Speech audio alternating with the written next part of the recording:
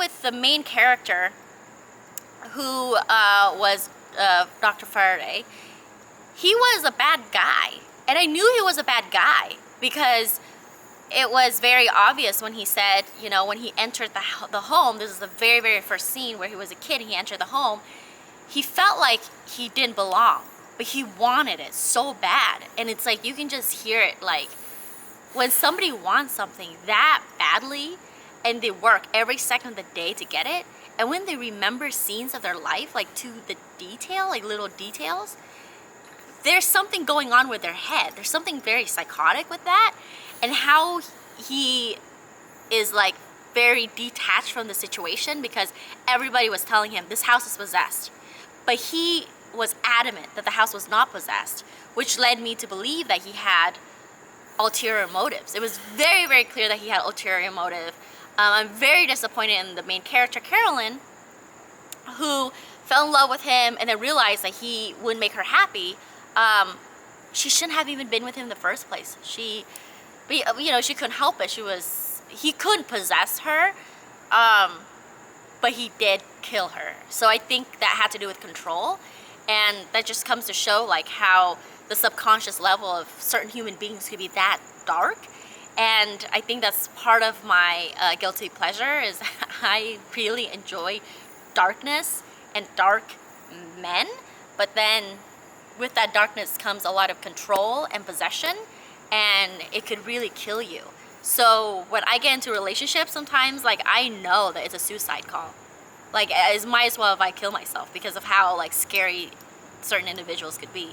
So it's just kind of like translated into the real world in that if you don't believe in spirit, you don't believe that you have like any claircognizant powers, or that I or anybody else can have claircognizant power. And there's a fill in the car. Yeah, there's just a strange car coming by.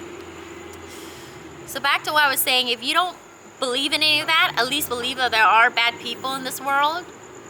And if you do believe that the subconscious could separate itself and manifest itself as a part of memory where one is hurt or one is terrible, and present itself in a spiritual being like a ghost, going after, haunting, and killing people, then I don't know what to say to you, because that's the world that we live in. And okay, so now I'm going to turn the attention to Sanjay, because I don't want you just to hear my viewpoint of the story, because it's coming from a more opportunistic point. Like, I really appreciate the movie. It was so scary, but it was more like thrilling scary. It wasn't like scary like The Conjurer, scary like, you know, some of those Japanese scary movies. It was scary enough for my taste. Okay. So now Sanjay's gonna join me. Basically, I think the movie was kind of like The Exorcist, but not as scary. Was a little long. Characters were not that deeply developed as I thought they would be.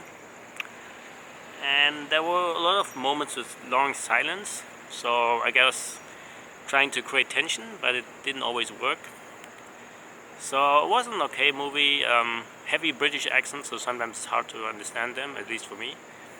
But yeah, I mean, it was opening night, but the theater wasn't very packed. So I guess it's not a very popular type of movie to watch nowadays, but if it's something for you, check it out.